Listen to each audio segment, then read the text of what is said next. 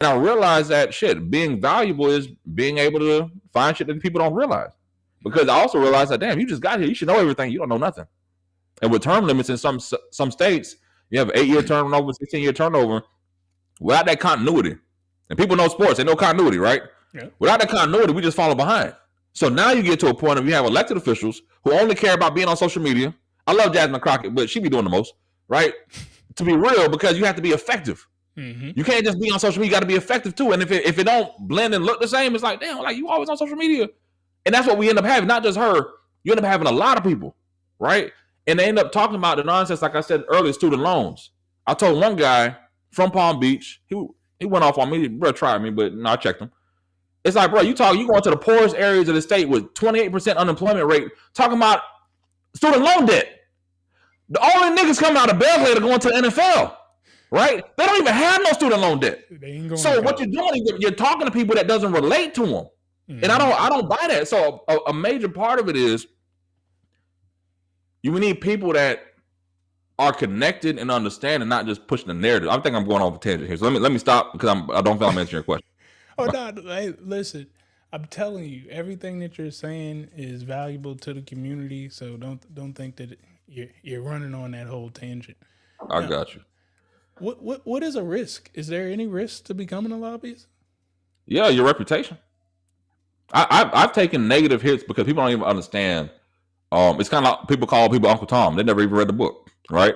There have been times I've been in house parties, 1, 2 in the morning. Somebody said, "Yeah, these fucking lobbyists." What do you mean? Because it's not a fact, like we said, good or bad. There are people that don't understand what the world of lobbyists or lobbying is, but they have a negative because they listen to MSNBC or Fox News and they hear this troll. Oh, the lobbyists in their pockets.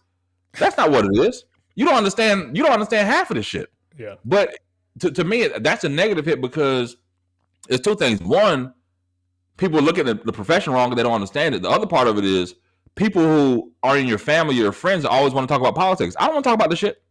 Like my father-in-law is a pastor. I used to represent some churches as well.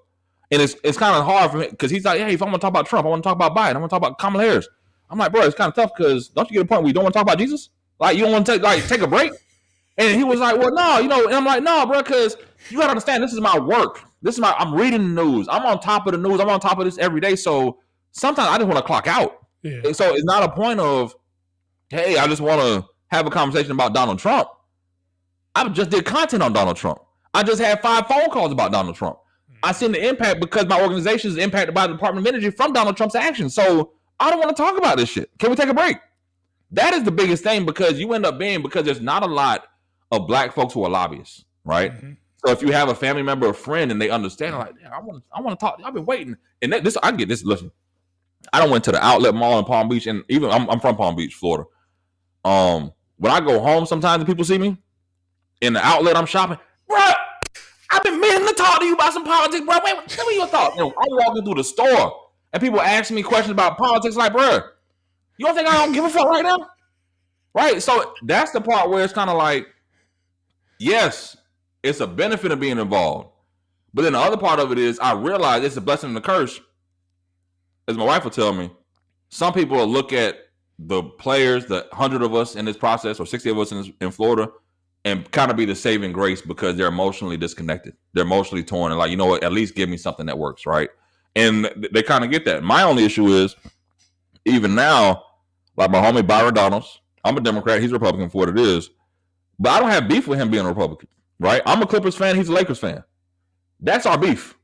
We don't have no other beef, but politically, you can say what you want to say online. Me and his wife cool and everything. It's like, if I go tell people, yeah, he's about to be the next governor of Florida, people get upset. It's like, listen, it's a deeper conversation. You don't understand what's really happening in the world of politics, but they're lining it up for him to be the first black governor of Florida. But you got to do it some kind of way. And my sports analogy to that is, we all know somebody who probably averaged 30 points, like a Pat Bev, 30 points, 12 assists in high school, right? Like, damn, top player in the state. Then they get to the NBA, they only play on defense to get rebounds, right? And it's like, you've seen this player, you've seen them ball in college, even though maybe 12, 15 points, but you know that they can get buckets. They have a role to play. P.J. Brown wasn't going to score 30 points a night. He had rebounds and defense, right? People have a role to play. So even in politics, Democrat, Republican, black, white, people have a role in this because what they forget is Remember I told you earlier, you got to be powerful enough to get somebody to come move out your bed and go vote for you, right? Argue with your family, everything else. So then you have a room. Check this out. You have a room of 100 and 200 leaders that's all been elected. That's all moved people out the room. How many people you think actually have power in that room? Not 5, 10 maybe. Yeah. So imagine you elected to be powerful, but you ain't got no damn power at all. It's only 5 or 10 people pulling the purse strings to find out, hey, are you going to get money for your district? Are you going to pass a law? Is the rest of this actually going to happen? And then the lobbyist job is identifying who those 4 or 5 people are, the 5 to 10 people are in this sea of elected people. Mm-hmm. Because it's real. It's like the NBA. All the people get drafted. It's LeBron, Steph Curry, Tatum. Everybody's not a fucking superstar. Right. Understand that. Yep. So it's like you have to realize, okay, who is the elected official? Because here's the other part of it. You can have somebody from Miami.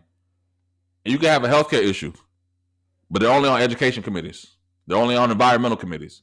They're only on issues like finance and tax dealing with banking, right?